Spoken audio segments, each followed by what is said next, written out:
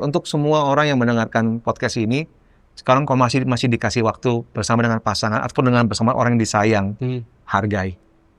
Kita nggak tahu kapan waktu itu berakhir. Dan kegelapan, sekecil cahaya seperti apapun kita akan sangat-sangat hargai dan sangat-sangat itu sangat-sangat berharga. Waktu Lisa didiagnosa sakit itu aku sempat marah. Tuhan kok begini amat ya? Aku cuma bilang, Tuhan kenapa sih masih Lisa? Sedangkan aku justru yang lebih pantas. Aku yang lebih pantas untuk terima sakit ini. Aku yang lebih layak untuk terima. Aku cuma berpikir saat itu cancer adalah hukuman. Dari cancer itu adalah hukuman, aku bilang cancer itu jadi berkat. Orang yang sedang mengalami hal seperti ini, kok masih bisa ada kata, apapun yang terjadi, aku akan tetap mengucap syukur. Maka di saat kami, misalkan ya, kami tetap memilih untuk mempertahankan ego kami. Apakah benar-benar bisa jadi berkat orang lain atau enggak? Tuhan tahu yang terbaik. Tuhan tahu yang terbaik. Aku malah anggap mereka ya, yang selama ini mendengarkan kisahnya Lisa ya, adalah orang-orang yang dikirim Tuhan. Supaya dia tetap semangat, tetap kayak dia berasa benar-benar hidup dia punya arti. Gitu loh. Aku makanya aku berterima kasih sama mereka yang notabene selama ini mendengarkan kisahnya Lisa, mendengarkan curhatan hatinya Lisa, menjadi sahabat yang baik buat Lisa dimanapun mereka berada. Ku berjalan bersamamu, melewati badai hidup. Ku tak gentar, ku tak takut karenamu. Yesus kaulah yang ku perlu sampai akhir hidupku. Perjalanan indah bersamamu Yesus. Perjalanan indah bersamamu Yesus. Itu merupakan adalah sebagai kesimpulan ataupun closure dari perjalanan Lisa ini yang begitu luar biasa. Ngopi di teras bareng Rian. Ya, selamat datang kembali di Ngopi di Teras bareng Rian. Kali ini saya bakal ngobrol bareng dengan Bro Ivanko Junalta ya. Ya mungkin teman-teman banyak yang sudah pada tahu lah. Bro Ivanko sudah sharing di mana-mana ya, Bro? Ya belum lah. Belum. tapi thank God dikasih kesempatan buat sharing. Puji Tuhan. Jadi kali ini kita sharing di mana ini, Bro? Di Mitarik 69. Mitarik 69. Ini di daerah PIK. Daerah PIK ya. Di cabangnya juga ada 3 ya kayak ini. Iya, ada di Fluid dan juga di Pomol Puri. Enak banget tadi. Kopinya apalagi sip. Sidi Kalang. Oke. Jadi mungkin teman-teman sudah pada tahu beberapa yang ngikutin kisahnya. Saya manggilnya Ivan aja ya. Iya nggak apa-apa. Ivan sama dengan Lisa ya. Iya. Jadi memang beberapa waktu lalu saya sama istri tuh ngikutin kisahnya perjuangan dari Ivan dengan Lisa ini karena pergumulan melawan cancer ya, Bro. Iya. Sampai menuju kemenangan akhirnya. Untuk Tuhan. Lisa sendiri yang tadinya divonis berapa? 6 bulan ya, Bro? 3 bulan. 3 bulan malah. Iya, 3 bulan. 3 bulan tapi bisa sampai 6 tahun. Bisa, ya masuk tahun ke-6. Tahun ke-6. Ya. Puji Tuhan sekarang sudah bersama dengan Tuhan, dengan kemenangan. Betul. Dan itu, nah ini saya mau ngobrol-ngobrol tentang momen-momennya Ivan ini dengan Lisa. Waktu itu boleh awal cerita tuh seperti apa, Bro? Mungkin latar belakang dari Ivan dan Lisa itu dulu sebenarnya seperti apa sih dulunya? Mungkin latar belakang pekerjaan dulu. Lebih kepada mungkin bagaimana kita bertemu kali ya. Pertama kali ketemu. Waktu itu ketemunya di Harko Mangga 2. Di Harko. Ya, itu pusat elektronik, jadi toko komputer. Saat itu saya bekerja sama di sebuah toko dan dia juga ada sebuah kayak bisnis keluarga. Di mana tempat dia bekerja. Ya itu yang saya lihat itu, saya lihat ini cewek kok agak unik ya. Lebih tepatnya mungkin tomboy kali gitu ya. Tomboy. Jadi tapi meskipun gimana pun penampilan dia selalu berpenampilan. Dan dia sih bilang sih penampilan yang dia pakai tuh nggak pernah mahal. Tapi karena memang dia tahu bagaimana mix and match gitu. Stylish lah. Tapi meskipun begitu itu nggak menghentikan dia dari meskipun dia punya karyawan saat itu, tokonya punya karyawan. Cuman dia nggak segan-segan dia ngangkat dus isinya keyboard mouse. Isinya monitor, dia nggak segan-segan dia langsung pindahin aja, nggak pakai nunggu lama. Jadi nggak tahu ya, saya cuma melihat saat itu bahwa buat saya ya, ini tipe cewek yang jarang ada gitu loh. Karena apa? Again, yang cewek yang saya kenal ada beberapa tuh yang saat itu agak berbeda lah. Ya mungkin lebih manja atau gimana ya, kurang lebih kayak gitu lah. Cuman ya again, saya lihat dia berbeda dengan yang lain. Ya singkatnya ya udah, akhirnya kami berkenalan dan ada kebersamaan sejak itu ya, akhirnya terjalin hubungan cinta Dari situ. Terus selisih Bro Ivan sendiri sama Lisa sendiri kan lumayan kan? Kayaknya berapa tahun? Beda 4 tahun. 4 tahun. 4 tahun dia lebih tua. Itu kok latar belakang kok berani sih? Maksudnya kadang, Aku juga nggak tahu. Aku coba apa mungkin ada pengalaman sebelum-sebelumnya dengan yang lebih tua atau? Ada. Cuman nggak pernah sejauh itu. Memang ya aku nggak bisa pahamin ya, dalam artian awalnya aku pikir dia pengen seusia aku kok. Awalnya aku pikir. Ya kelihatan awet muda. Karena kan memang ternyata dia bilang dia pakaiannya gimana. Aku pikir, pokoknya aku cuma pikir kayak di luar umurnya lah gitu. Tapi maksudnya begitu tanya, dia ngomong umurnya, sebenarnya masa sih? Saya kayaknya nggak mungkin deh. Cuman ya dia ketunjukan KTP ya, oh ya ternyata benar. Cuman ya memang awalnya pun karena itu dia tuh cuman anggap aku kayak adeknya gitu loh. Tapi akhirnya nggak dianggap, tapi nggak tahu kenapa dia cuma cerita, nggak tahu kenapa sejak dia ngomong ke aku Sekia gitu, malah dia nggak berhenti memikirkan saya gitu, dia bilang sampai ketawa. Saya bilang masa sih saya begini. Jadi ya makanya nggak pernah ada sebuah masalah sih bagi aku pribadi sih, nggak pernah masalah. Cuman memang awalnya Lisa dia nggak pernah berpacaran dengan orang yang lebih muda, selalu lebih tua. Ya makanya agen nggak. Pertama kali malah yang jadi. Pertama kali kok Lisa divonis kanker usus itu kapan? Pertama kali divonis itu 2018 Desember. 2018. Tanggal 23 atau 21 aku lupa. Itu waktu pertama kali divonis, perasaan Ivan sendiri sama Lisa ya? Ya kaget lah, terus kemudian ya merasa hancur. Saat itu sih sebenarnya ya Lisa pun nggak tahu menahu soal apa yang dideritanya, apa yang didiagnosa tuh dia nggak tahu penuh. Dia hanya taunya ini adenokarsinoma, ada tulisan tumor. Ya, tumor. Oh iya, masih dibilang tumor ya. Tumor kan bisa jinak juga. Enggak sebenarnya gini, bahasa kedokteran itu dia akan pakai istilah tumor. Oh, selalu bilangnya. Selalu kan tumor. Nah, kita sebagai orang awam pikir tumor ya bisa tadi kan, bisa jinak, bisa ini kan. Orang awam masih mikirnya jinak. Aku pun juga nggak ngerti saat itu. Jadi tulisannya ada tulisan di bawahnya tulisan adenokarsinoma. Nah, ya udah aku kan punya teman dokter di Bandung. Nah, aku telepon dia, namanya Andriana.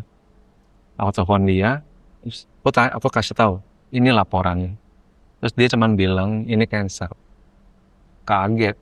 Tapi saat itu aku belum memutuskan untuk kasih tahu Lisa bahwa ini cancer. Aku cuma bilang ini cuma tumor. Udah tenang aja, cuma tumor, jadi nggak usah tahu gimana. Ya satu sisi memang aku bohongin dia. Tujuannya apa? Aku ingat karena sebelum Lisa didiagnosa cancer, ada teman kami lah ya, teman kami yang kami udah anggap kayak koko cici sendiri. Nah mereka kan punya besan. Nah besannya kena cancer, cuman ditutupin, nggak di-expose ke besannya. Tapi mereka ini kasih semacam support lah ya, makanan yang sehat atau apapun itu juga. Nah tapi selama proses itu nggak pernah tahu bahwa besannya kena cancer. Nah, aku pikir bisa pakai dengan metode yang sama. Mau pakai pola yang sama. Pakai pola yang sama supaya tetap positif dong. Iya. Tapi jujur ngomong akunya yang agak breakdown. Aku agak. Akhirnya satu momen di mana kami sampai pindah rumah sakit karena memang rumah sakit yang pertama itu nggak punya kapasitasnya. Jadi kami harus pindah ke rumah sakit di Jakarta. Ekspektasi aku di saat itu adalah begitu pindah rumah sakit bisa ada some kind of solution, ya. Tapi ternyata enggak, malah lebih parah. Jadi di saat itu kami dihadapkan dengan dokter. Udah itu kan sebelum ketemu dokter kan kami ada melakukan, maksudnya Lisa ada melakukan cek lah ya, ada pengecekan. Terus dokter cuma bilang begini, waktu ketemu, kamu tahu nggak ini apa? Kalau kamu ini nggak segera ditanganin, kamu bisa mati. Dokter langsung ngomong gitu. Nah, terus kemudian Lisa tanya, emang apa loh? Ini cancer. Langsung, Lisa kan pertama kali nggak tahu. Iya. Dia langsung begini. Dan aku seperti begini, langsung tertunduk. Lu bohong ya. Ya, nah betul. Saya jujur ngomong, saya kasih tahu alasannya. Jadi dalam artian saya kasih tahu alasannya supaya kenapa saya bohong begitu, tujuannya supaya dia bisa lebih kuat. Iya. Dan dalam jalannya apapun juga, dan ternyata itu semua gagal semua di situ gitu. Jadi memang ya suatu hal yang kami nggak pernah harapkan, tapi terjadi. Ya itulah makanya saya percaya semacam permulaan baru buat kami sih. Permulaan baru akan sebuah perjalanan yang baru buat kami. Wah. Ya sebenarnya kebohongan itu juga kan nutupi berapa lama itu tuh? Gak lama sih itu. Gak lama sih. Karena dari itu kami pindah pindah rumah sakit lah. Dari rumah sakit kan ada kelasnya kan tipe B, tipe A kalau nggak salah kayak gitu ya. Jadi pindah itu ya kurang lebih cuma selang berapa hari doang lah. Berapa hari sih? Nggak salah seminggu atau gimana gitu. Terus setelah yang Lisa tahu itu kan keadaannya mulai memburuk atau gimana? Iya loh, karena kan belum ditanganin sama sekali. Sedangkan proses daripada rumah sakit karena kan memang pakai BPJS ya. Iya betul. Dan kalau BPJS untuk kasus-kasus yang memang waktu adalah suatu hal yang esensial, penting, yang krusial, itu sih bakal sangat beresiko sekali jujur ngomong. Iya BPJS kayaknya ada tenggat waktunya. Iya karena kan memang harus rata ke semua penduduk kan, nggak bisa kita egois. Ini kasusku lebih berat, nggak bisa. Mereka harus ikutin protokol. Nah jadi ya memang tantangan di mana kami harus sedangkan kami itu belum lama, istilahnya secara beruntun lah mengalami musibah-musibah yang notabene benar-benar membuat kita di posisi terpuruk lah. Terus saat itu apa memang fase dari Ivan dan Lisa sendiri sudah dekat dengan Tuhan atau posisi? Dibilang dekat sama Tuhan ya gimana ya?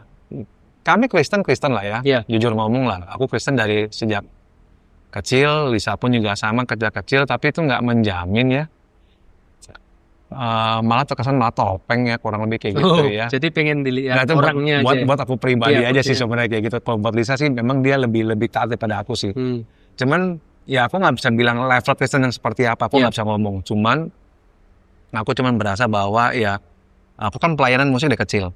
Dari SD udah pelayanan musik di sekolah minggu. Aku nggak bisa cerita soal Lisa, cuma aku bisa cerita soal itu. Karena memang Lisa itu juga dia Kristen dari kecil pun juga banyak up and down-nya juga. Iya pasti manusia biasa. Aku pribadi, aku karena dari kecil musik, cuman ya itu tidak menjadikanku lebih baik. Kristen yang lebih baik enggak, tapi malah menjadikanku Kristen yang lebih sombong. Nah gitu, jadi ada semacam kayak lu butuh gua ya buat pelayanan musik bla bla bla. Jadi sekarang jadi pernah diperhatikan. Dulu malah pernah sempat aku di satu jenjang sekolah, karena cuman di sekolah itu cuman aku doang yang bisa main piano. Dan tiap Sabtu itu ada semacam kayak servis kan. Sekolah dan di saat dulu kan Sabtu masih sekolah. Sekarang kan Sabtu sekarang udah nggak sekolah. Nah, karena berhubung aku yang cuma bisa main piano, jadi semua guru wali kelas kan digilir tuh. Minggu ini minggu ini punya kelas ini, minggu ini kelas ini, selalu digilir tuh. Tapi siapapun apapun kelasnya, siapapun yang gurunya, main piano pasti aku. Nah, yang ngomong pasti apa? Wali kelasnya ngomong ke aku. Nah, wali kelas masing-masing itu bicara soal apa? Subjek masing-masing. Otomatis tuh waktu aku SMP itu, ya aku SMP ya kurang lebih ranking 2 dan ini kan. Wah, agak. Ya, kayak semacam didongkrak begitu. Jadi jujur ngomong tuh nggak mendidik sama sekali. Bener ya. Tapi itu jadi cara yang salah ya. Ya itu sih, tapi ya udahlah. Maksudnya tapi again, aku nggak bisa bilang. Aku mungkin bisa dikatakan baru mulai mengalami lah. Baru mulai mengalami benar-benar Tuhan ada itu ya sejak Lisa saja. Lebih tepatnya baru mulai mengerti bagaimana. Gini lah ya, aku bukan orang yang secara teologi yang mendalam atau gimana. Cuman ini aku rasain gitu kurang lebih. Aku memang ada memahami ada beberapa verse di mana mengatakan di saat kelemahan lah kuasa Tuhan sempurna ya. Mungkin di saat kita lagi di atas, kita nggak berasa tuh kayak Tuhan ada andil semacam apapun juga. Tapi sebenarnya kan Tuhan kan bekerja dalam segala kondisi gitu loh, dalam segala sesuatunya gitu. Nah tapi memang di saat kita terpuruk lah dan ibaratnya makin jatuh dan makin dalam ibaratnya di ruangan yang sangat-sangat gelap ada cahaya sekecil apapun kita bisa lihat. Ketimbang kalau misalnya terang seperti sekarang, kita cari gereja memang biasa. Kelihatan semua. Biasa. Tapi begitu di saat lagi dalam kegelapan, sekecil cahaya seperti apapun kita akan sangat-sangat hargai dan sangat-sangat itu sangat-sangat berharga. Nah itulah momen kayak begitu. Oh ya, ya analoginya benar-benar masuk sih bro. Memang kalau kita di keadaan terang benderang itu rasanya kan kita bisa lihat segalanya, jadi sepele yang nggak peduli kan, kita nggak peduli cahaya-cahaya kecil yang tapi gitu. Begitu memang gelap, memang setitik cahaya mungkin kecil sangat berarti, kelihatan banget, sangat berarti ya. Terus momen-momen pertama kali dekat dengan Tuhan itu waktu ada nggak kayak pemicunya, trigger atau satu momen waktu itu? Waktu itu sih cuma begini, waktu itu kan aku jujur ngomong, aku kan sebenarnya nggak dibilang, makanya Kristen udah lama, tapi aku meskipun pelayanan gereja, tapi bukan figur yang baik. Figur yang baik sebagai seorang suami, sebagai seorang ayah, ataupun sebagai seorang pengerja di gereja. Sama sekali nggak ada, jauh lah. Cuman isinya semuanya cover up doang. Munafik lah, tapi orang katanya yang lebih tepat begitu lah. Jadi di saat momen seperti itu, aku cuma berasa ada satu masa, waktu Lisa didiagnosa sakit itu aku sempat marah. Tuhan kok begini amat ya? Di saat kami kan ada sempat mengalami pergejolokan di rumah tangga, kami sempat ada agenda mau pisah, tapi ada momen di mana akhirnya kami dipersatukan lagi, karena kami ada niatan untuk rekonsiliasi untuk anak, kayak begitu. Di saat momen-momen kayak begitu, lagi membangun kembali rumah tangga, kan diterpa juga bisnis berantakan. Apapun berantakan, yang kami lakukan berantakan, sampai akhirnya Lisa sakit. Nah, aku cuma bilang, Tuhan kenapa sih masih Lisa? Karena Lisa menurut aku pribadi adalah dia sudah menjadi ibu yang luar biasa, sudah menjadi istri yang luar biasa gitu. Sedangkan aku justru yang lebih pantas sakit itu. Harusnya. Aku yang lebih pantas untuk terima sakit ini. Aku yang lebih layak untuk terima. Aku cuma berpikir saat itu cancer adalah hukuman. Oh, ya, hukuman dari Tuhan. Hukuman dari Tuhan. Kenapa masih kasih ke Lisa? Lisa nggak kalau ngomong apa adanya, dia nggak salah apapun, meskipun dia tetap manusia yang memang memiliki kekurangan, tapi tetap bagaimanapun dia tetap lebih parah saya kemana-mana gitu maksudnya. Saya cuma merasa bahwa saya lebih pantas gitu loh. Cuman seiring waktu ada momen di mana ya makanya lagu Hari-Hari bisa muncul. Itu di saat momen di mana dia lagi terbaring di sofa 4 hari lamanya. Karena memang dia punya kanker kan di dubur ujung, di antara dubur sama vagina, itu menggigit, sakit rasanya. Jadi kalau sofa itu ditolak sedikit, dia pasti akan teriak. Nah, tapi justru di momen seperti itu, ya dia sempat kok, waktu sakit itu dia rasa, dia sempat kok bilang, udahlah, kasih baygon. Minta baygon. Mati aja gitu. Mati aja, karena dia nggak sakit, benar-benar nggak sakit. Tapi yang saya pahamin gini kurang lebih, bahwa semakin ada usaha untuk mendekat sama Tuhan, iblis nggak akan senang. Dia pasti akan kurang lebih mengganggu pikiran kita untuk kita supaya kita jauh. Ditekan supaya kita jauh daripada Kristen, dikasih tekanan, makanya bisa ada semacam pikiran membunuh diri saat itu dengan baygon. Saya cuma minta dia untuk bersabar. Dan entah kenapa ada suatu momen di mana saat dia terbaring gitu, dia tulis kata-kata, apa yang ku alami saat ini, ya aku katakan mengucap syukur, dan seterusnya gitu loh. Terus saya pikir, terus dia tanya, dia panggil aku Dut. Dut ini kira-kira bisa jadi lagu nggak? Dia tahu aku main musik kan, jadi entah kenapa aku tiba-tiba langsung kayak melodinya begini, ya udah, aku langsung ambil keyboardku, mainin. Terus kemudian ya udah kami nangis sama-sama. Menghadirat Tuhan, hadir waktu kami nangis sama-sama, aku juga pun nggak ngerti. Ya udah, akhirnya keluarlah judul lagu Hari-Hari. Ya itu lagu dari Tuhan. Lagu dari Tuhan. Aku cuma berpikir, kok bisa ya? Orang yang sedang mengalami hal seperti ini, kok masih bisa ada kata, apapun yang terjadi, aku akan tetap mengucap syukur. Agak surreal buat aku, bukan surreal, dari dapatnya nggak masuk akal, kok gila itu begini. Ada orang bisa seperti ini. Aku kan nggak, selama ini kan cuma dengar. Aku kan nggak pernah nyaksin secara langsung kan. Nah ini orangnya langsung, aku pikir istriku sendiri bisa ngomong seperti itu. Aku pikir kayak semacam tamparan. Ya udah, akhirnya sejak sakit itu dan lagu itu sampai akhirnya lagu itu ada, Ya aku cuma pikir kayak again, ini apa ya maksudnya Tuhan? Lisa pun punya dapat mimpi-mimpi yang notabene yang seperti apa ya, semacam tanda kali atau semacam petunjuk dari Tuhan, some kind of sign daripada Tuhan. Ya aku cuma pikir ya udah kita coba ikutin mimpi tersebut. Mimpi waktu itu ada mimpi sesuatu yang mungkin bisa diceritain waktu itu? Mimpi yang pertama itu adalah mimpi soal, kalau aku sih mungkin random kali urutannya kali ya. Iya. Pertama soal Efesus. Dia hanya di mimpinya dia cuma lihat hanya kata Efesus. Efesus hanya 6 pasal. Ya akhirnya udah kami baca sama-sama. Itu bicara soal bagaimana kami bisa menjadi, singkatnya ya, menjadi manusia yang lebih berkenan, menjadi manusia baru, ciptaan yang baru. Efesus soal bicara soal itu. Nah yang kedua adalah bicara soal pintu-pintu. Jadi pintu-pintu itu ada banyak, ya kan? Dan itu ada pintu-pintu dosa. Dan orang itu sedang mengantri. Orang-orang itu sedang mengantri di pintu dosa. Di masing-masing pintu tersebut. Ya, jadi tapi bedanya apa? Begitu contoh misalkan ini ada pintu pembunuh misalnya. Nah, begitu orang masuk ke pintu tersebut, dia akan jadi pembunuh. Nah, tapi ada yang mencuri, ada yang pokoknya apapun itu lah, pokoknya sifatnya pintu dosa. Nah, Lisa masuk, tapi Lisa nggak terpengaruh. Lisa coba masuk satu pintu, tapi Lisa nggak terpengaruh. Dia malah, yuk kita keluar. Malah ajak orang keluar. Orang dari kurang lebih kayak begitulah. Ya. Terus sempat waktu itu sebelum nyampe ke pintu tersebut ada mimpi di bagian di mana kami terpisah sama anak-anak. Anak-anak di mana, ya kaminya di mana. Kayak gitu-gitulah.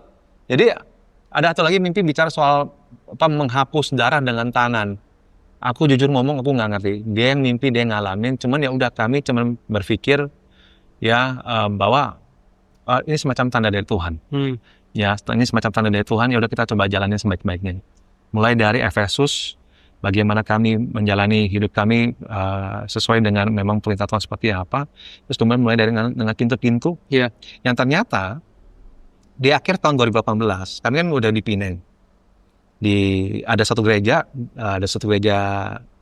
yang kami datangi di sana, dan saat itu wartanya dan khotbahnya bicara soal Efesus, bicara soal pintu-pintu. Wow. Dan saat itu kan gereja Malaysia. Shock banget. Sampai itu ada satu lagu yang dinyanyiin sama mereka. Ini aku, semua milikku, ku serahkan padamu. Ya kan? Ku persembahkan hidupku. Nah, lagu itu kayak ada semacam kayak, terus kemudian masuk ke khotbah.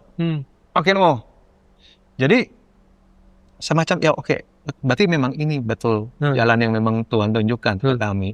Kami bisa sampai ke Penang pun juga bukan sebuah pasti ada sebuah rancangan Tuhan yang ikut terlibat di sana. Kami bisa dipertemukan dengan orang-orang di sana dan segala sesuatu yang kayak begitu. Jadi ada semacam jalan lah. Ya ini jalannya Tuhan. Jalannya Tuhan. Tapi kan kami nggak mengerti. Kami hanya berjalan. Tapi di saat itu pun kami lebih banyak berdoa. Lebih banyak berdoa ketimbang sebelumnya. Kalau doa kan cuma doa makan, gitu kan. Nah kalau ini lebih banyak berdoa, lebih banyak waktu untuk baca Alkitab.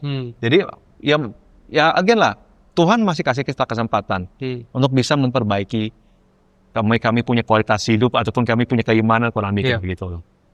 Terus kalau Ivan sendiri di waktu-waktu 6 tahun itu ya berarti ada nggak masa-masa Ivan waktu jatuh-jatuhnya Ivan?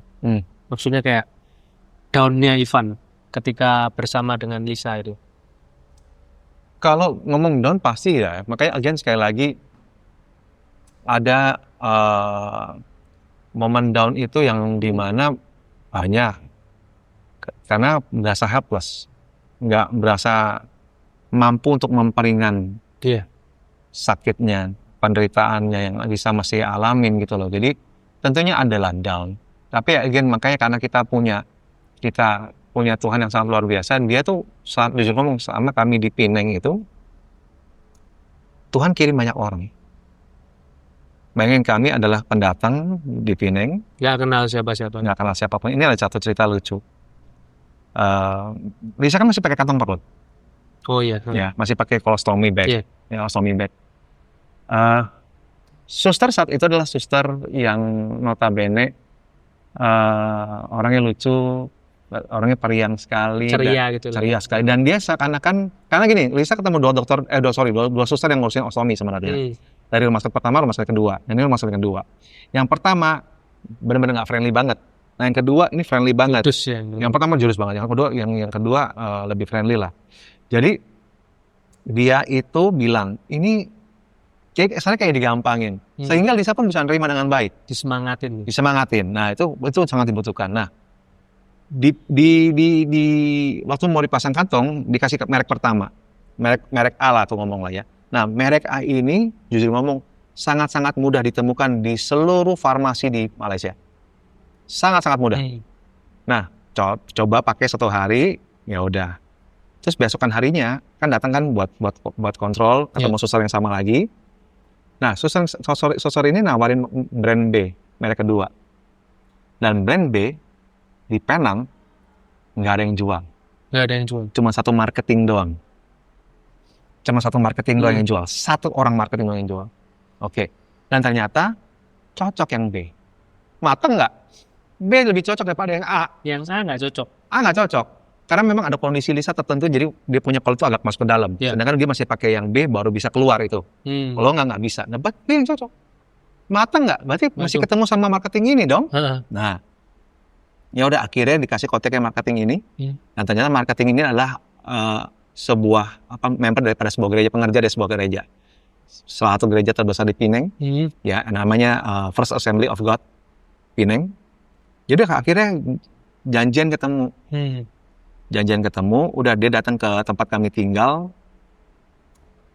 Dari situ namanya Susi Au. Dari situ dia ngobrol-ngobrol sama kami. Are you Christian? Yes, we are Christian. Terus dia udah selesai jelasin produknya ke kami. Udah dia tulis di notanya dia tulis alamat. Dan ternyata memang nggak jauh dari tempat tinggal kami, nggak jauh. Ya nggak jauh. Nah dia tulis itu. Sejak kami terima surat itu, kami pun nggak pergi langsung. Kami masih kayak nanti deh. Didiemin dulu lah. Didiemin dulu nanti deh. Kami fokusnya kan di istri kan, kalau gitu. Kalau saya di istri, nanti deh. Akhirnya satu momen di mana kayaknya kita butuh gereja deh. Karena kan aku tinggal hampir setahun di sana. Waktu itu masih turun tinggal berapa bulan kayaknya. Tapi istri di rumah sakit atau enggak, bolak-balik rawat jalan. Rawat jalan. Nah akhirnya kami putuskan untuk pergi ke sana. And you know what? Dari sana kami tuh benar-benar dapat warm welcome banget. Sambutan yang hangat. Tanya dari mana, dari Indonesia, bla bla bla. Nah waktu itu pastornya adalah Pastor Ipeng, Winnie. Dia sebenarnya ada pengen cari kontak kami lah. Emang aku udah isi. Cuma nggak tahu kenapa saat itu nomor handphoneku, saat itu yang nomor lokal nggak nyambung. Nah akhirnya dikirim via email. Email pun aku nggak baca. Tapi ternyata dia pengen lebih berkenalan lagi, dia pengen kami datang lagi. Kami datang cuma sekali doang saat itu. Akhirnya kami datang lagi. Ya udah di situ dia doain. Nah waktu didoain si Lisa itu lagi dalam fase radiasi. Jadi lemah-lemahnya. Lemah dan kulitnya terbakar. Nah didoain sama Pastor Ipeng. Dan di hari itu ada satu benjolan besar keluar dari duburnya Lisa. Yang notabene benjolan ini sebenarnya pertama kali kalau misalnya dokter lihat ya visible banget, nggak usah pegang, kelihatan kok dari duburnya. Ini hilang.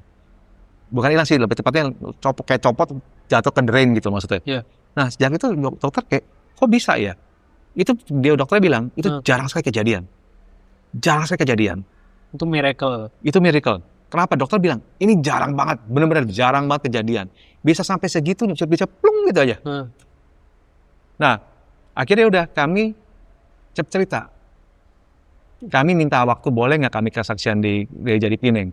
Untuk kesaksian di sana, untuk orang asing. Nggak terbuka harusnya. Nggak terbuka. Dan nggak mudah. Tapi kami dikasih. Saat itu Lisa masih terbaring di kamar karena radiasi. Aku yang akhirnya pergi sendiri. Aku ceritain. Yang tak pikirkan saat itu adalah gini. Aku cuma terpikirkan saat itu aku ngomong dengan Inggrisku yang terbata-bata lah ya. Aku cuma gini. Pernah nggak kita berpikir bahwa kita hanya dengan mudahnya kita mengucapkan puji Tuhan, terima kasih Tuhan. Itu di saat lagi apa? Di saat lagi ada di atas. Di saat kita lagi terima kantau, Saat kita lagi terima semua yang kira-kira yang kebaikan versinya kita. Kemudahan, kelimpahan. Ya, kebaikan versinya kita. Iya. Tapi bagaimana? Apakah kita tetap bisa memuji Tuhan di saat posisi lagi sebaliknya? Di saat kita lagi terpuruk. Apakah kita tetap bisa? Nah, aku cerita tentang Pastor Ipeng doain. Pastor Ipeng saat itu ngomong. Miracle itu ceritain. Ya, aku ceritain soal itu. Pastor Ipeng sampai bilang, ini minyak urapan hanya simbol. Tetap Tuhan yang bekerja. Iya. Iman kita maksudnya iman kita yang menentukan. Yang bagaimana setelah itu Tuhan itu terserah Tuhan. Kita nggak pernah tahu lah kurang lebih seperti apa. Ya, intinya just simply believe. Percaya. Iman. Ya, dia doain. Makanya aku ceritain semua ke jemaat di sana. Dan setelah itu pada nangis. Pada nangis, aku dipelukin, ini siapa? Pelukin gitu-gitu siapa? Dipelukin, tapi akhirnya ada beberapa orang, aku pengen ketemu istrimu. Mereka digerakkan oleh Roh Kudus. Iya, aku pengen ketemu istrimu. Dari setiap saat itu, kami nggak pernah sendiri lagi di Pineng. Langsung tambah saudara. Banyak. Satu gereja. Sampai kan dia kan ada beberapa cabang kan. Iya. Sampai ke gembala sidang yang di Kusut tahu. Perjalanan seperti itu ya, yang kami nggak pernah cakap. Apa kenapa dulu gitu. Jadi, berasa gitu, ada pernyataan Tuhan di situ gitu. Makanya sekali lagi kalau kami nggak ada masalah, kami nggak ada, mungkin jujur ngomong ya, bukan berarti akhirnya baik ya. Keluarga kami itu sedang lagi coba untuk rekonsiliasi, jadi masih dalam tahap proses. Itu dengan cancer tersebut, seakan kayak mempercepat proses itu. Aku bukan suami yang baik, aku bukan ayah yang baik. Itu akselerasi dari Tuhan. Akselerasi dari Tuhan tuh. Jadi aku bilang sama beberapa temanku, cancer itu adalah berkat. Dari cancer itu adalah hukuman, aku bilang cancer itu jadi berkat. Baru paham setelah itu. Aku sampai di sama, begitu ngomong cancer jadi berkat, gila lu. Sama, akhirnya penuh dengan kegilaan, tapi ya itu yang aku alamin. Kenapa? Kalau nggak ada cancer tersebut, mungkin kami nggak pernah alami semua itu. Betul. Cancer adalah berkat akselerasi kehidupan buat Ivan. Ya, tapi baik lagi, semua itu adalah pilihan. Ya. Kalau kita memilih yang berbeda, betul. Ya kalau mau di jalannya Tuhan, ya. Semua itu. Bahkan sampai kayak yang Lisa bisa menuliskan lirik yang mengucap syukur di saat seperti itu kan sebenarnya memang nggak mustahil, tapi memang dia juga merasakan kelimpahan Tuhan di masa-masa paling menderita. Jadi memang lagu itu bukanlah lagu satu-satunya. Iya. Bisa ada terus beberapa lagu lagi dan seperti sampai sekarang pun juga masih banyak PR-ku yang belum jadi nih. Yang udah rilis berapa nih, Bu? Karena memang ada adekku yang nyanyiin juga ada yang memang aku sering nyanyiin ya, karena kan bukan siapa-siapa, jadi pengen nyanyi sendiri. Terus nyambung ke lagu tadi ya, kok bisa ketemu sama Melita tuh ceritanya gimana? Aku nggak ngerti. Ya itu. Nah gini, saat itu juga Lisa baru bikin TikTok akun TikTok. Iya, TikTok. Sekarang bagaimana caranya sih ya, gitu ya, Lisa, aku kan memang ada dikasih kesempatan untuk kesaksian di satu gereja di Pineng, dan dia rekam, terus kemudian dia upload. Satu itu masih judul hari-hari. Terus tiba-tiba dia terima DM, cuma dia nggak tahu, karena dia kan yang nyanyiin waktu itu di TikTok. Aku dinyanyiin sama Ivan sendiri. Aku nyanyiin kan di sebuah masih judul hari-hari saat itu. Dan pokoknya orang ini DM Lisa di TikTok, cuman kan Lisa kan nggak gitu gape kan. Akhirnya orangnya DM ke aku ke IG. Baru aku baca. Nah, kan samkan kayak too good to be true ya. Iya. Dia bilang dari sini aku coba. Nah, aku orangnya gini, nggak terima mentah-mentah. Aku coba fact finding. Aku cuma cross check ke sosial media, ke internet. Memang betul ada Impact Music lah, terus ada ini namanya Pak Albert Tanoni lah. Tapi kan kok bisanya gitu loh. Dari segi orang yang upload video di TikTok berapa banyak dalam sehari? Banyak sekali. Terus kok tiba-tiba bisa kontak kami? Dia cuma bilang saat ini, Pak Ivan, ini semua jalan Tuhan. Wow. Ya, semua jalan Tuhan. Dia juga bilang ini jalan Tuhan. Iya, dia juga nggak ngerti kenapa, tapi yang pasti dia punya semacam punya ide buat lagu ini. Ya, punya ide buat lagu ini, dan dia sudah tahu siapa yang bakal menyanyikan lagu ini. Dia sudah tahu, tapi dia nggak ngomong.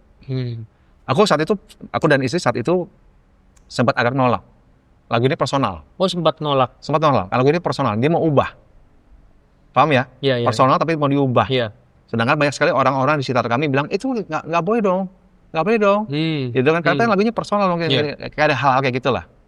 Nah, Tapi kami lupa bahwa kami hanya ingin jadi berkat. Oh, itu ego kalau yang Ego. Kami lupa itu kami hanya ingin bisa jadi berkat. Iya. Nah, kita seringkali berpikir bahwa Tuhan, saya mau ini jadi berkat kok, tapi boleh nggak jadi ganti? Itu kan egonya. Egonya kita kan, karena personal loh. Nah, kita melupakan bahwa Tuhan punya rencana yang lebih luar biasa ketimbang kita punya rencana. Dan Tuhan punya caranya yang jujur ngomong kita nggak bisa pahamin. Nah, Tuhan udah mungkin gini, Tuhan bisa bukakan pintu meskipun pintu itu nggak sesuai dengan apa yang kita pikirkan. Tapi kita hanya simply believe, simply percaya. Mau. Ya udah akhirnya kami memutuskan oke, lanjut. Dan terus Pak Albertnya ngomong, nanti yang dinyanyikan Melita Silveter. Siapa itu? Aku juga nggak tahu siapa. Jujur ngomong aku nggak tahu. Aku nggak tahu itu siapa. Aku tahu Bobby Febian, aku tahu Jason Irwan, aku tahu Wawan Yap. Tahu semua. Melita itu siapa? Aku nggak tahu. Sini mana aku tahu nggak tahu.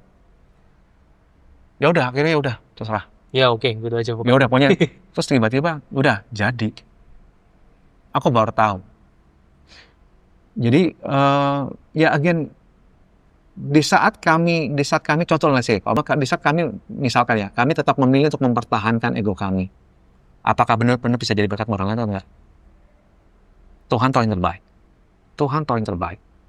Jadi memang ya again, kalau nggak begitu, mungkin tidak ada lagi mengucap syukur. Iya. Kalau tidak ada begitu, mungkin ya yang dengar hanya pengen, bukan masalah angka sih sebenarnya sih. Iya. Tapi itu bagaimana dampak lagu itu bisa lebih ke banyak orang gitu, lebih luas lagi, betul. Itu yang penting buat kami lebih tepatnya. Jadi dari itu ya udah pelan-pelan belajar proses bahwa Tuhan, lu tinggal percaya aja deh. Iya. Yang penting kita jalan sesuai dengan jalan Tuhan, biarkan Tuhan yang berkarya, kita lakukan bagian kita, Tuhan lakukan bagian Tuhan. Udah. Wow. Jadi kok caranya benar-benar kayak nggak sesuai dengan mau kita ya. Ya, makanya kita kan pengen sesuatu kan kita pikir baik nih. Iya. Tujuannya baik. Iya baik. Tapi kan tentu benar. Belum tentu benar. Iya. Tapi kita mau dituntun. Ya udahlah Tuhan. Kebenarannya gimana sih? Nah. Jalan dan akhirnya sampai lagu itu seperti itu. Dan dengar-dengar Ivan dan Lisa itu hasil dari lagu ini diberikan ke yayasan atau ke. Jadi gini, waktu itu sebenarnya yang ke kami tuh gini, waktu kan selama setahun itulah, kami bikin satu album lagu. Satu album judulnya itu Hari-Hari Untuk Kemuliaan-Mu. Itu masih ada CD di rumah. Jadi itu CD kami jual, karena kami pikir kami kan terima kemurahan Tuhan begitu luar biasa. Banyak sekali. Ya dari teman, dari persahabatan yang baru. Itu jual CD. Sebenarnya udah nggak relevan. Sangat nggak relevan. Tapi masih ada orang-orang yang masih punya CD player ternyata di mobilnya gitu loh. Di mobilnya, bukan di rumah tapi di mobilnya. Jadi mobil aja udah jarang gitu. Tapi di Pineng masih banyak. Di Pineng masih banyak. Jadi makanya justru pertama kali kami introduce itu di Pineng justru bukan di Indonesia. Jualnya di Pineng loh. Awalnya. CD di Pineng. Awalnya bukan di sini. Rilisnya di sini. Dibawa ke Pineng. Mau ke Pineng. Cuman intinya kami kan bilang tadi kami mengalami keterpurukan. Kami nggak ada dana, kami cuma bisa pakai asuransi dari negeri, dari BPJS. Sampai akhirnya kami dipaksa untuk ke Pineng itu, kan kami nggak punya uang. Nah Tuhan yang sediain semuanya. Dan kami cuma berasa bahwa Tuhan udah kasih sedemikian rupa, masa ya sih kita ambil lagi dari CD gitu kan. Makanya kami hanya belajar bagaimana kami bisa memberkatin orang. Nah, kalau kami cuma begini doang, tidak ada suatu hal yang kami bisa berikan, kayaknya buat kami agak gimana gitu loh. Nah, makanya kami bikin CD, bikin karya. Kami kasih CD, terima uang itu kami pergunakan buat apa? Membantu pasien-pasienan yang nggak punya dana. Semua grup? Semua. Wow. Semua. Maksudnya semua apa nih? Maksudnya diberikan ke pasien-pasien lain? Iya. Tapi nggak ke yayasan, kami ke pribadi. Ke pribadi. Wow. Ada satu momen di mana ada satu orang pasien kanker payudara dari orang dari Medan. Saat itu ingat banget, kami ketemu di Pineng, terus ada momennya di mana kami nggak ketemu dia. Karena kan cycle-nya kan ada demo cycle kan harusnya ketemu, tapi kali itu nggak ketemu. Kami sempat tanyain teman dia nggak mau open. Nah, terus Lisa bilang kami mau berkatin kamu. Kami berhasil jual berapa CD, ya kami pengen berkatin kamu, ya nggak banyak sih, kirim duitnya. pas kirim duitnya, dia cuma bilang, sebelum kirim duitnya dia sering nanya nomor rekening, dikirim duitnya, terus kemudian dia udah ngomong gini, sebenarnya di hari itu dia lagi ngantri sembako, dia udah nggak punya uang, Ngantri sembako, dia udah nggak punya uang, jadi uang yang datang ke dia itu ya tolong memperpanjang harapannya, nggak punya uang sama sekali, sudah habis. Dan itu diarahkan Tuhan. Enggak, ya makanya nggak ngerti. Makanya kami hanya pikir bahwa kami sudah menerima begitu banyak hal yang luar biasa dari Tuhan. Masa iya sih kita ambil lagi, kita kasih orang. Jadi akhirnya menjadi sebuah kebiasaan. Kami nggak hanya kasih orang sakit. Ada momen di mana memang orang, kayak contoh misalkan kayak orang tua yang sedang berjualan. Kok nggak jualan, nggak laku, kita yang beli kayak gitu. Akhirnya jadi sebuah habit juga. Cuman ya gitu, kami bukannya ada pro kontra ya. Ada orang bilang cari muka lah, cari popularitas lah, apa bla bla. Ya aku sih nggak bisa menyalahkan sih. Nggak peduli juga, itu kan ekspektasi orang yang kita sekarang hidupkan untuk Tuhan. Iya. Maksudnya kayak gitu, kalau kita masih peduli dengan seperti itu kan berarti kita mau feeding people expectation. Ya makanya aku sih pikir karena apa ya? Some kind of calling lah, semacam panggilan untuk ya ini sebagai bukti, dan kami hanya sekedar yuk mengajak teman-teman kalau memang mau terlibat, ayo silakan. Gitu. Bro Ivan sendiri sekarang tuh ada kayak perkumpulan untuk itu nggak? Kayak komunitas gitu? Dulu sempat ada. Saat itu malah di saat ke COVID malahan. Waktu COVID itu. Waktu COVID malahan itu ada. Cuman memang itu semua sudah terhenti sih, karena bagaimanapun juga, makanya COVID itu pun juga ada mengandung berkatnya sendiri lah. Kami bisa lebih banyak bertukar pikiran dan cerita tentang bagaimana kami bisa membantu orang lain gitu. Sedangkan di saat itu momennya di mana semua orang adalah untuk diri sendiri. Kan COVID kan, semua kan lockdown apa bla bla bla. Tapi kami justru ada beberapa orang yang notabene kami berpikir bagaimana kami bisa tetap berkatin orang lain. Tapi grup itu udah nggak ada. Waktu COVID memang kan banyak yang sangat membutuhkan bantuan. Itu mungkin jadi saluran Tuhan juga izinkan Ivan dan Lisa saat itu untuk jadi saluran di saat COVID itu. Kami sih cuman berasa bahwa kami harus berlaku sebaiknya kami aja. Kami bukan orang yang punya network yang luas, kami bukan orang yang punya dana yang gimana, tapi bagaimanapun juga, bagaimana kami bisa belajar untuk bisa memberkati orang lain. Terus Lisa itu kembali ke Tuhan tahun lalu loh. Tahun lalu, April. Dan itu caranya berdekatan dengan Melita. Penyanyinya. Iya.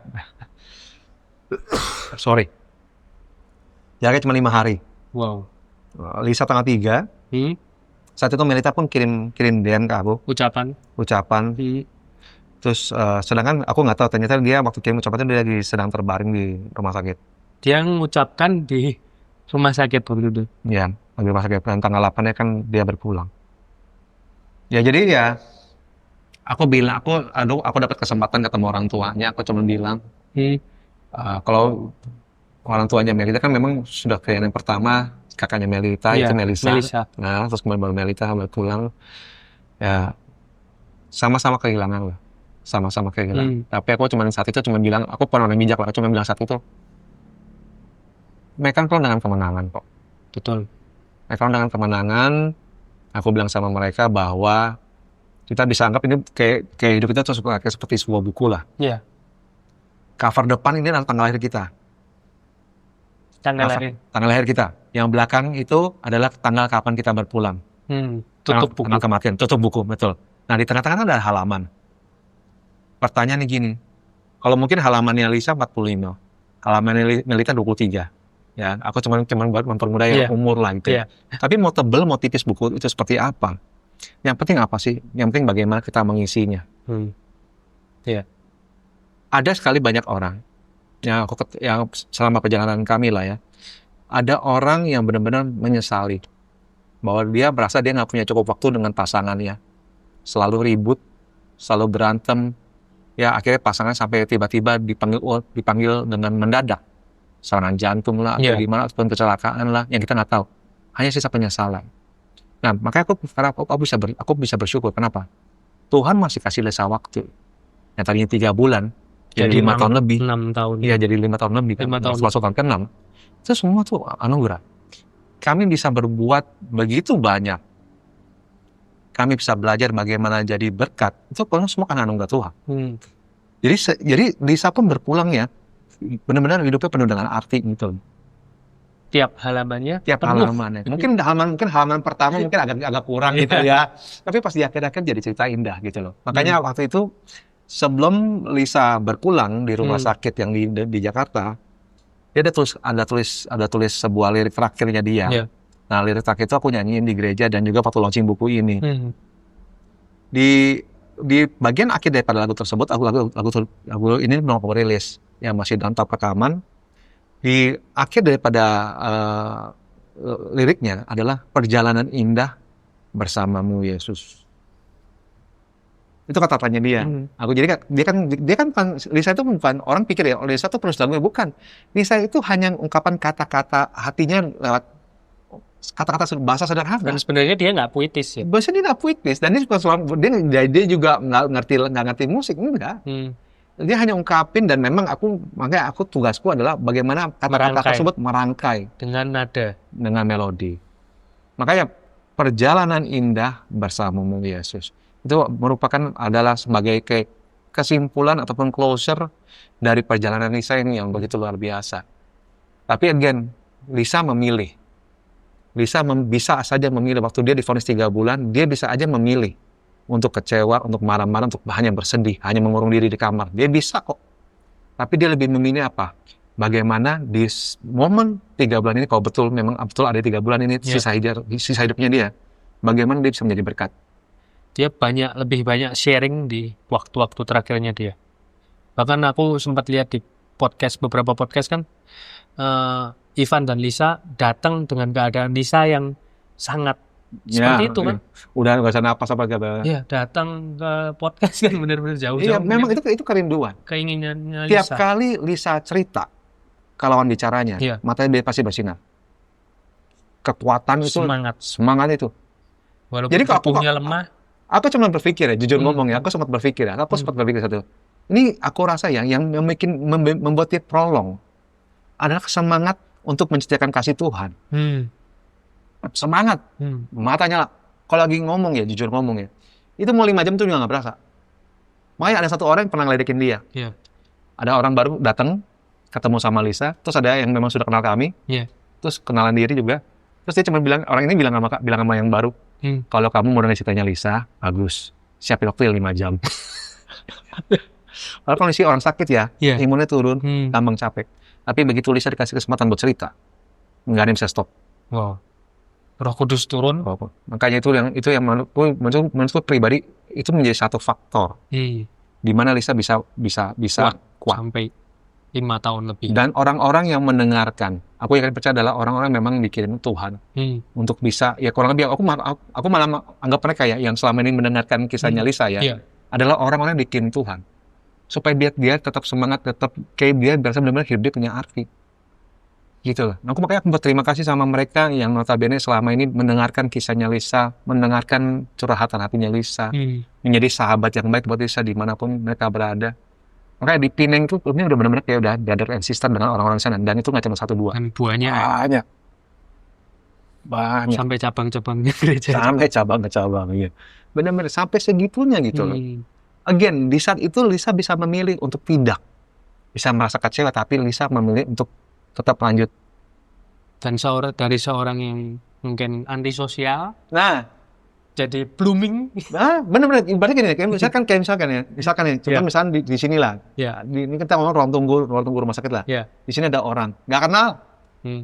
Lisa kayak ada semacam kayak ada gerakan. Sorry. Namanya siapa? Sakit apa? Serius. Nggak berapa lama nih, tiba-tiba nih orang nangis, di-blok sama Lisa. Itu benar Lisa saja. Semua baik-baik aja. Semua baik-baik aja. Ya itu.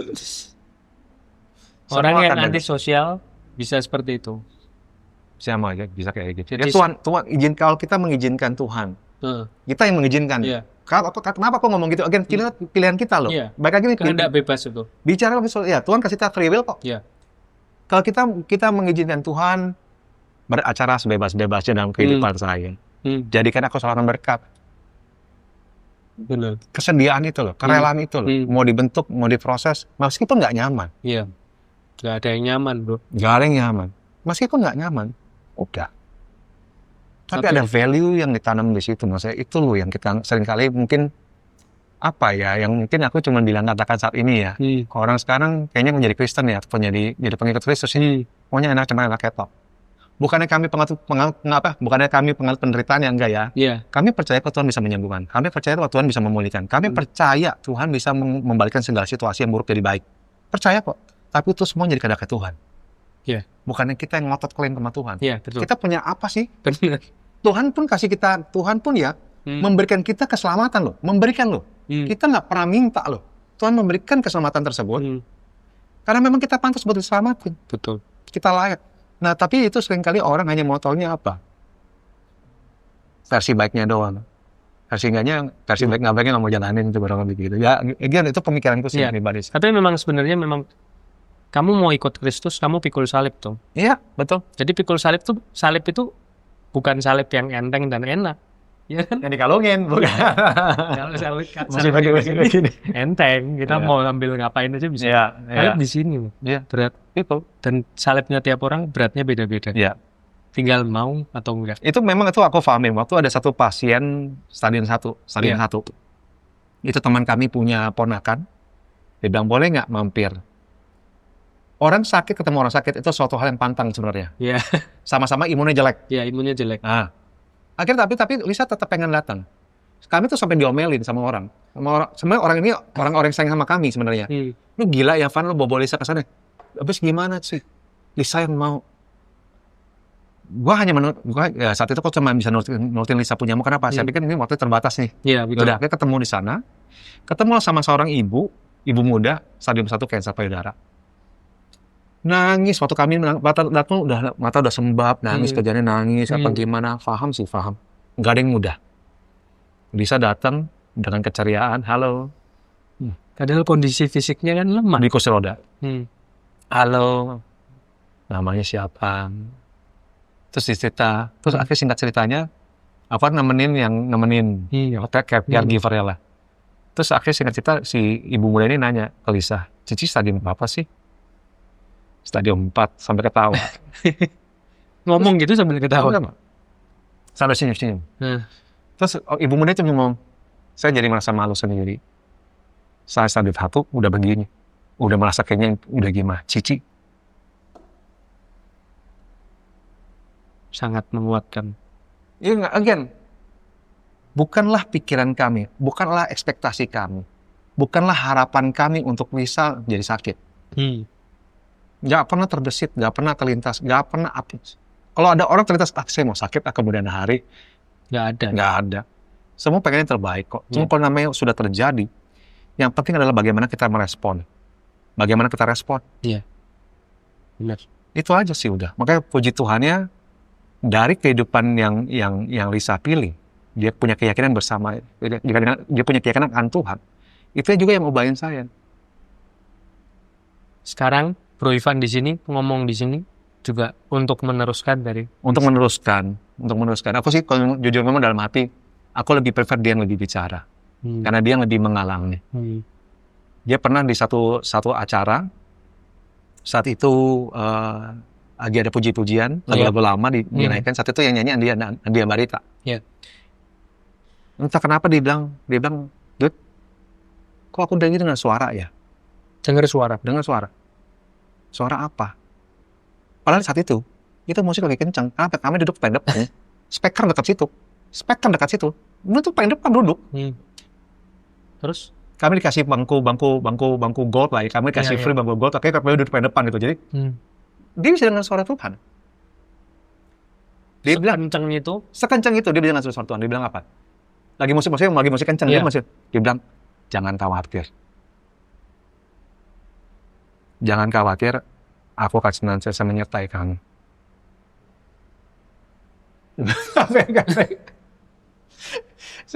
Sampai aku pikir, makanya aku masih tetap lebih prefer dia cerita. Dia yang punya experience-nya, dia yang punya pengalamannya secara pribadi. Aku hanya bisa melihat, aku hanya bisa mendengar, aku hanya bisa mendukung dia sebisa mungkin yang aku bisa lakukan buat dia. Makanya kemanapun dia mau pergi, mau apapun itu gimana. Kalau memang dia mau jalan. Siap temenin pokoknya. Dia. Wah. Bayangin coba, kalau misalkan, karena gini loh bro, bukannya apa ya. Kalau ini ada momen-momen ya di mana dia memang lagi dia di mana dia lagi kita semakin dekat sama Tuhan, iblis gak senang. Iya. Akan coba untuk menjatuhkan kita, akan mencoba menjauhkan kita daripada kasih Tuhan. Iya. Ada tuh momen kok di mana dia lagi merasa frustasi, merasa down. Ada momen kayak itu ada. Terus aku bilang sama dia begini, ingat, jangan down, jangan ini. Terus dia ngomong gini apa? Kamu enak ngomong, kamu nggak enak apa yang aku alamin. Ada momen kayak begitu, ada momen. Sempat. Berapa kali? Iya. Terus berapa kali mbak? Dibilang lebih daripada 5 kali ada kali. Momen itu ada.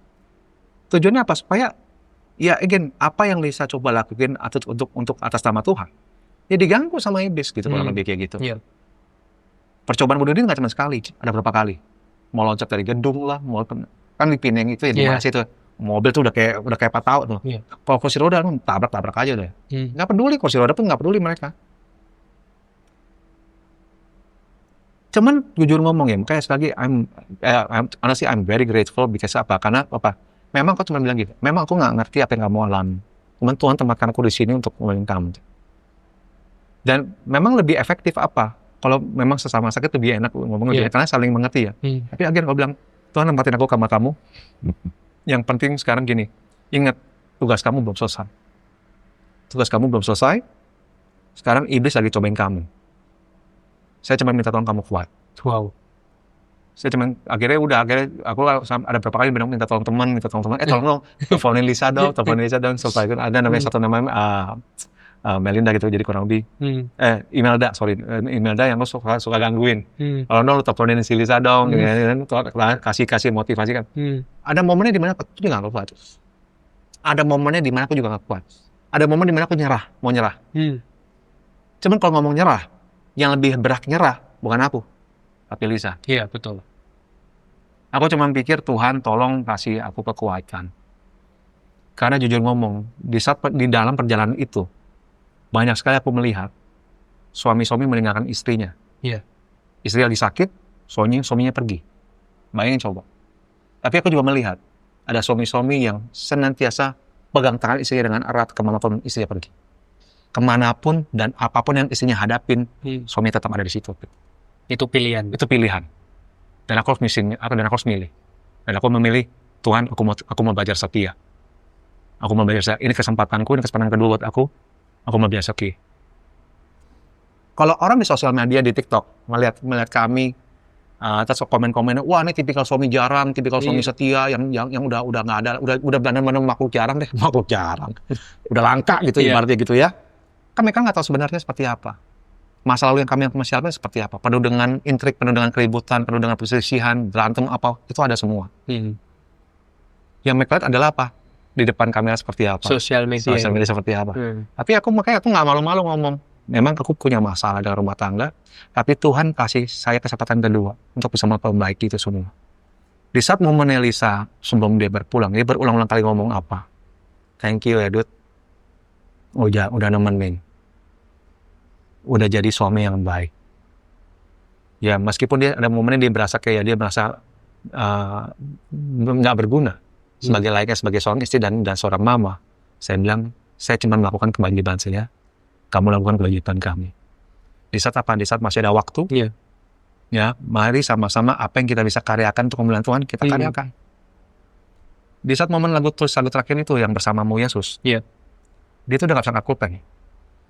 Jadi ngomong aja dia. Ngomong pun dengan suara serak. Gila. Aku yang tulisin. Tapi ada momen di mana dia akhirnya mau coba tuh sendiri ada, cuman nggak kuat, berantakan tuh. Megang handphone-nya begini nih. Ini taruh di pahanya dia. Wah, udah gak kuat. Tapi aku cuman berpikir, sayang, kita nggak tahu kapan ini berakhir. Boleh nggak? Aku minta kamu untuk tulis lagu Aku nggak bilang lagu terakhir. Aku bilang, boleh nggak kita pakai waktu ini buat tulis lagu? Dia bilang, aku nggak bisa mikir. Aku lagi nggak bisa mikir karena rasa sakit dan rasa fase. Lagi nggak bisa mikir. Aku bilang, tolong. Aku minta tolong kamu tulis lagu. Aku ambil pulpen, kamu ngomong. Jadi dia ngomong. Makanya jujur aku ada presentasi kan, aku bilang dari presentasi lagi di sebuah gereja aku sendiri lah. Ada satu cuplikan dari podcast, aku ambil, aku minta izin dulu sama yang punya podcast, aku minta izin, aku taruh di lagu tersebut. Somehow, some way ya, nyambung sama lagunya, nyambung. Kaget aku langsung, nyambung sama lagu.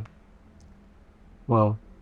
Bicara soal berjalan, kan refnya gini, ku berjalan bersamamu melewati badai hidup, ku tak gentar, ku tak takut karenamu.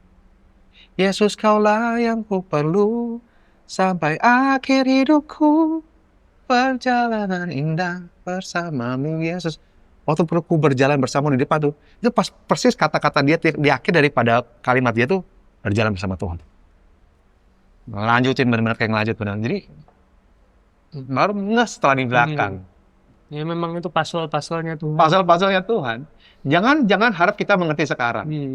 Tapi kita jalankan bagaimana kita bisa jalankan apa yang terbaik dari kita. Ya tentunya hal-hal yang berkenan, yang menyukakan hati Tuhan. Nanti biar Tuhan yang ini kok. Semakin hari akan semakin mengerti.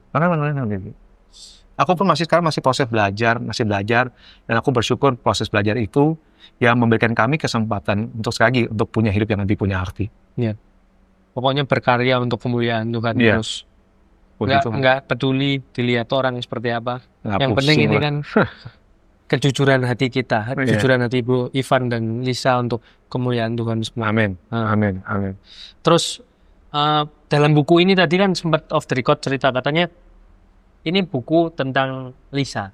Tapi sebenarnya ada dua. Ini yang kedua. Tapi sebenarnya katanya tadi Ivan sendiri bilang ini lebih ke Ivan. Gimana? Makanya aku nggak tahu. Jadi gini, waktu itu kan kami ketemu sama penulisnya si Demianti, dia orang Bandung. Dia datang ke Jakarta ketemu kami. Waktu itu awalnya dia nggak ada agenda buat bikin buku. Ya ada. Nah, kami juga nggak tahu dia sama penulis buku. Tapi ada teman kami namanya Cimeti yang mempertemukan. Nah Cimeti bilang. Itu tahun berapa waktu itu? Aku nggak ingat. Aku nggak ingat. Aku kalau soal memori itu agak jelek, tahunnya itu agak jelek spesifik. Tapi memang ketemu saat itu kalau nggak pasca COVID ya kalau nggak salah. Nah ketemu tanya dan si Cimeti bilang, nah ini si Demi tulis buku. Boleh itu terus ceritanya tentang Lisa. Jadi waktu itu interviewnya sama Lisa dan Ivan. Iya. Tapi sebelum si Demi itu sebenarnya udah ada beberapa nama yang mencoba. Iya. Tapi mereka gagal. Dimaklumi. Kenapa? Again mungkin bicara soal waktu. Mungkin bicara soal kedalaman daripada cerita, aku nggak ngerti. Nah, si Cidemi pun juga mengakui dia sempat ini kok keteteran, sempat frustasi kok untuk menulis buku ini. Cuman ternyata akhirnya dia menemukan perspektif yang lain, dan singkatnya malah buku ini menjadi berkat buat dia sendiri. Buku ini. Jadi bagaimana caranya penulis ini berkat untuk penulis sendiri. Wow. Gimana rumah tangga dia jadi semakin gimana? Rekonsiliasi. Aku nggak ngerti sih pastinya. Aku nggak ngerti gimana pastinya. Cuman intinya buat dia menjadi berkat tersendiri buat dia. Padahal dia sendiri nulis padahal. Gitu maksudnya. Tapi dia disembuhkan di situ. Nah, yang aku baru pahamin ternyata apa? Ini kenapa judulnya tak pernah jadi cerita. Aku nggak tahu. Aku kan bukan seorang yang sastra gimana. Aku menyerahkan semuanya ke Cidemi. Dan dia bilang, seringkali yang kita fokuskan adalah yang si sakit. Bukan yang caregiver-nya. Nah, ini bicara soal caregiver-nya. Yang kedua ini bicara sebenarnya ternyata dua-duanya sih lebih caregiver-nya. Lebih dari sudut pandang caregiver-nya. Wow, ya teman-teman, buat teman-teman yang belum pada beli ini bukunya. Ada di Tokped. Tak pernah ada cerita, dicari aja ya. Ya di Tokped pernah ada. Jadi cerita ya. Nanti boleh lagi search. Terus aku mau ada pertanyaan lagi nih. Nah, jadi selama 6 tahun Ivan ini merawat Lisa sampai Lisa akhirnya bertemu dengan Yesus sendiri, itu kan kebiasaan kan pasti kan sudah biasa kalau sebagai merawat orang sakit pasti kan kebiasaan ya anggap mungkin dikata repot tapi ngangenin ya. Iya. Terus setelah Lisa ini nggak ada, rasanya gimana itu? Kekosongan. Ya, dia Sempat meninggalkan lubang yang sangat Ya. besar. Karena itu kan udah menjadi keseharian. Ya, keseharian. Aku pun bisa dikatakan ya, aku tuh bisa suntik, Ya. bisa ganti perban, Ya, jadi bisa ganti perawat dan jadi perawat pribadinya Lisa. Jadi benar-benar bolong gede. itu kan banyak banget kebiasaan yang tiap pagi harus ini, Iya, ritual ini, iya, siang ini. Iya, apa kan? itu semua jadi. Terus setelah Lisa kembali ke Yesus kan, Ivan ditinggal di sini. Itu gimana? Ya itu bukan suatu hal yang mudah, butuh waktu. Amin until now pun sampai sekarang pun tetap ada berasa kok. Yang biasanya begini tiba-tiba nggak gimana, yang tadi awalnya kami ada semacam mungkin ada obrolan yang sifatnya argumentasi, itu jadi nggak ada lagi. Ya makanya aku bilang makanya untuk semua orang yang mendengarkan podcast ini, sekarang kau masih dikasih waktu bersama dengan pasangan ataupun bersama orang yang disayang, hargai. Kita nggak tahu kapan waktu itu berakhir. Ya akhirnya pada buku ini nggak ada yang tahu kapan berakhirnya. Hanya benar-benar hanya itu kuasa yang benar-benar ilahi yang bisa mengetahui itu semua. Cuma maksudnya selagi kita masih dikasih kesempatan, ya karena kematian itu ya, aku cuma bilang gini, kematian itu adalah suatu hal yang pasti, tapi nggak pasti kapan datangnya. Ya. Tahu waktunya. Pasti mati, cuma nggak tahu kapan datangnya. Pertanyaan gini, karena itu kan suatu hal yang di luar daripada kontrol kita. Nah, apa yang kita bisa kontrol? Kita punya tindakan. Kita punya keseharian. Apa yang kita bisa lakuin? Itu yang kita lakuin. Apa yang bisa kita tuliskan di setiap halaman hidup kita itu. Sampai nanti kita menutup buku. Iya, tentunya kalau balik lagi pertanyaan tadi nggak mudah. Masih berasa lubang itu besar sekali. Tapi puji Tuhan ya, aku punya anak-anak sangat suportif sekali. Dia bilang, papi, udah, mami sudah di tempat yang lebih baik. Anakku yang kecil, aku tanya, kenapa kamu nggak nangis? Aku sudah berdamai, papi. Malah anakku aja. Lebih dewasa.